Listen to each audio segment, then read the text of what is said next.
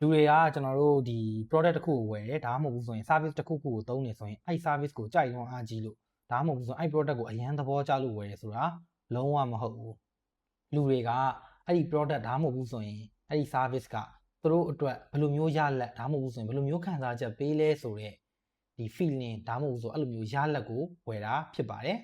အားလုံးပဲမင်္ဂလာပါအိုင်လာကနေကြိုဆိုလိုက်ပါတယ်ကျွန်တော်ကတော့ရေးလင်းနိုင်ပါကျွန်တော်တို့တွေဒီမနက်အိပ်ရာနိုးပြီးတော့မျက်လုံးနှလုံးပွင့်တာနဲ့အဲ့ဒီ product မှာကျွန်တော်တို့ဘယ်လို feature မျိုးတွေပါတယ်ဘယ်လိုမျိုးဥစ္စာတွေကဖွဲ့စည်းတည်ဆောက်ထားတယ်ဘယ်လိုမျိုး material လေးနဲ့သုံးနေဆိုတာကျွန်တော်တို့စိတ်မဝင်စားဘူးမလိုအပ်ဘူးသူတို့ရဲ့ဘဝအတွက်ဒါမှမဟုတ်ဆိုသူတို့အတွက်ကိုဘယ်လိုမျိုးအထောက်အကူပြုလဲဘယ်လိုမျိုးအသုံးဝင်လဲဆိုတဲ့ဥစ္စာကိုပဲစိတ်ဝင်စားကြတာဥပမာအနေနဲ့ပြောရမယ်ဆိုရင် international brand တွေထဲမှာဆိုရင်မြန်မာလူမျိုးတွေနဲ့လည်းယဉ်ကျေးရဲ့ Apple brand ကိုပဲကြည့်လိုက် Apple ကနီးပညာတွေနဲ့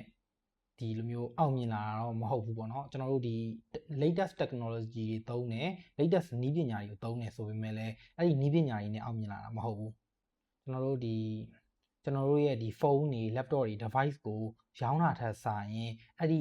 ဖုန်းဒါမှမဟုတ်ဆိုရင်ဒီ laptop ပဲဖြစ်ဖြစ်ပေါ့နော် Apple product ကိုဝယ်ကင်လိုက်ပြီဆိုရင်အဲ့ဒီ Apple device တွေကိုကင်လိုက်ရင်ရလာတဲ့ယုံကြည်မှုနဲ့ creativity ကိုရောင်းတာဖြစ်ပါတယ်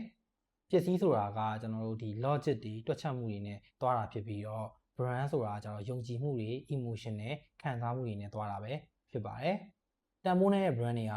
သူတို့ထုတ်တဲ့ပစ္စည်းကိုပဲရောင်းချတယ် premium brand တွေ luxury brand တွေကကြတော့အဲ့ဒီပစ္စည်းကိုပိုင်ဆိုင်သွားရင်ရလာမယ့်ယုံကြည်မှုနဲ့ကျွန်တော်တို့ခံစားချက်ကိုရောင်းတာပဲဖြစ်ပါတယ်အဲ့ဒါဆိုရင်ကျွန်တော်နောက်ဆုံးမေးချင်တဲ့မေးခွန်းကကိုယ့်ရဲ့ brand တွေကကိုလားမဟုတ်ဘူးဆိုရင်ကိုယ့်ရဲ့လုပ်ငန်းကဘယ်လိုမျိုးခံစားချက်တွေပေးနေလဲဘယ်လိုမျိုးခံစားချက်တွေကိုရောင်းချနေလဲဆိုတာ comment မှာပြပါဦးနောက်ဗီဒီယိုမှာပြန်တွေ့ကြတာပေါ့